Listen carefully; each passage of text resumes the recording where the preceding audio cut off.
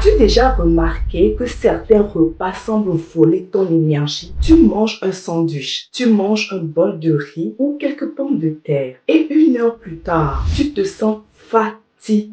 Tu as du mal à te concentrer. Tu cherches quelque chose de sucré de nouveau. Ton énergie s'effondre. Alors tu te demandes, est-ce que je devrais arrêter de manger du pain? Le riz est-il devenu mon ennemi? Est-ce que les glucides sont le problème après 40 ans? Et si je te disais que ce n'est probablement pas le pain, le riz ou les pommes de terre qui te posent problème, mais plutôt la façon dont tu manges? Dans cette vidéo, je vais te partager 4 astuces simples qui vont te permettre de continuer à savourer le pain, le riz, les pommes de terre sans subir des montagnes russes au niveau de l'énergie qui suit tes repas. Tu découvriras comment soutenir une glycémie plus stable, réduire les fringales, préserver la concentration et mieux accompagner tes hormones après 40 ans. Parce qu'après 40 ans, il ne s'agit pas de supprimer les aliments qu'on aime, il s'agit de comprendre comment les consommer de façon intentionnelle pour que ton corps travaille avec toi plutôt que contre toi. Car l'objectif, ce n'est pas de manger forcément moins, c'est de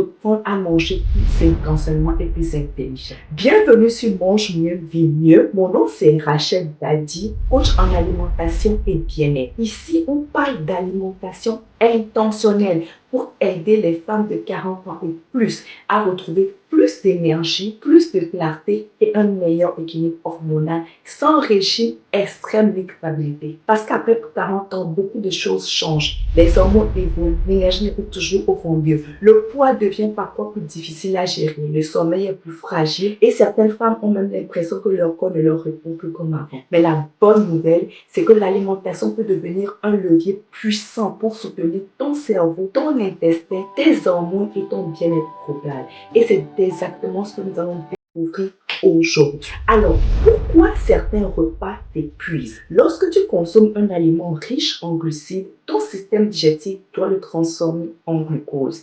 Ce glucose va aller passer dans le sang. Ton corps produit alors de l'insuline pour aider ce glucose à rentrer dans les cellules. Lorsque ce processus est très rapide, tu peux ressentir une pique d'énergie temporaire, une baisse brutale des fringales, de la fatigue et des fois même un petit brouillard mental. C'est ceci que beaucoup de femmes vivent quotidiennement sans le réaliser. Heureusement, il existe des moyens simples de ralentir ce processus. Donc, dans cette vidéo, je vais te partager 5 astuces pour diminuer ces pics de glycémie qui ont des effets en effet négatifs sur la santé. On commence d'abord par l'astuce numéro 1, l'ordre dans l'assiette. Oh my god, c'est probablement l'astuce la plus simple. Commence par tes légumes. Ensuite, on mange des protéines et ensuite, on y va avec les glucides. Par exemple, tu peux faire salade, poulet, riz. Pourquoi? Parce que les fibres qui sont retrouvées dans les légumes vont aller ralentir l'absorption du glucose. Les protéines et les bons gras également vont ralentir l'absorption et la digestion. Résultat, on a une glycémie qui est plus stable. On a moins de pics de glycémie et on a alors une énergie plus stable. L'astuce numéro 2, ça c'est le secret du riz et des pommes de terre refroidies. Voici une stratégie qui est surprenante, qui surprend souvent mais qui est très efficace. Lorsque tu cuis du riz ou des pommes de terre, ce que tu peux faire, c'est aller les refroidir en les congelant. Donc, en faisant ça, on va donner de l'amidon résistant. Donc, l'amidon se transforme davantage en fibres et il permet d'être plus facilement digérable. Le glucose est alors plus progressivement absorbé.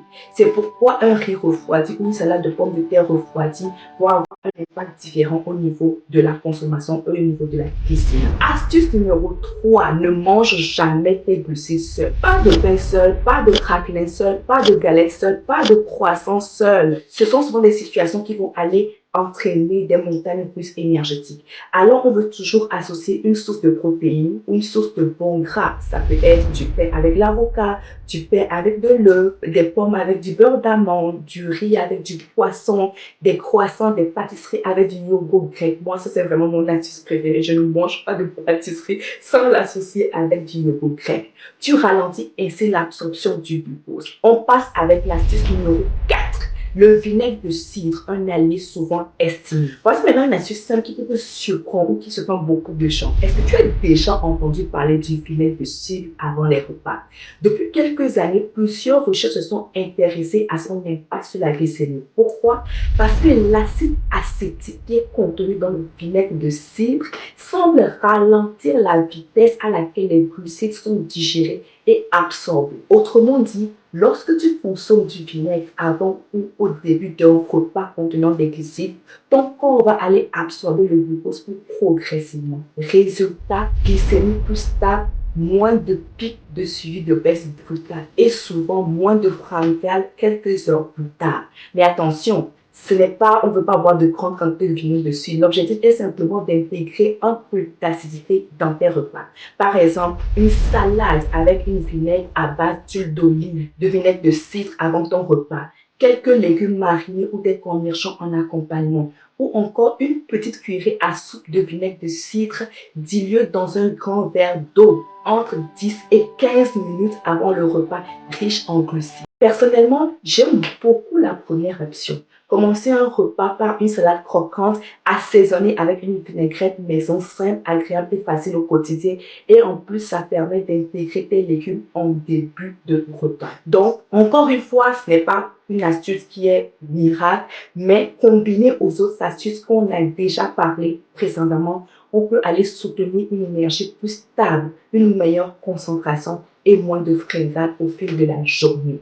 On aborde maintenant l'astuce numéro 5, une marche, quelques petites activités juste après le repas. C'est probablement l'une des stratégies les plus sous-estimées. Après un repas riche en glucides, ou tout simplement après un repas, on veut aller faire une petite activité. Ça peut être une marche de 10 minutes, ça peut être monter des escaliers, ça peut être juste en faire la vaisselle. Et plusieurs personnes remarquent que quand on fait ça, le corps apprend à mieux gérer les glucides et tout ce qui est absorbé. Et donc, on a moins de somnolence aussi après le repas.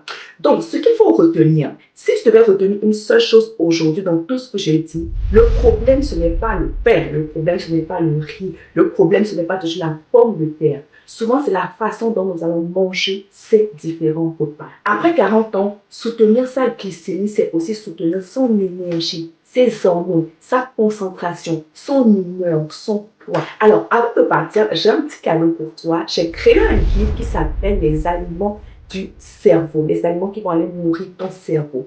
Après 40 ans, prends soin de son cerveau, de son énergie, de ses hormones, commence souvent dans son assiette. Dans ce guide, tu découvriras les aliments qui peuvent soutenir naturellement la concentration, la mémoire, l'énergie mentale, la clarté décisionnelle également et le bien-être de façon globale. Tu peux le télécharger gratuitement grâce au lien dans la description. Et maintenant, j'aimerais te lire dans les commentaires, parmi le pain, le riz, les pommes de terre, lequel a le plus d'impact sur ton énergie? Dis-moi en commentaire comment tu penses aussi, ce que tu fais toi de ton côté pour pouvoir aller avoir une meilleure glycémie, pour pouvoir éviter des pics de glycémie qui ont vraiment beaucoup d'effet sur l'énergie. Et si tu souhaites retrouver plus d'énergie, plus de clarté mentale et de meilleur équilibre hormonal après 40 ans, abonne-toi à la chaîne. On se retrouve très bientôt sur Mange mieux, vis mieux. Quand l'alimentation devient intentionnelle, le bien-être devient aussi possible. Et on se retrouve à la prochaine vidéo.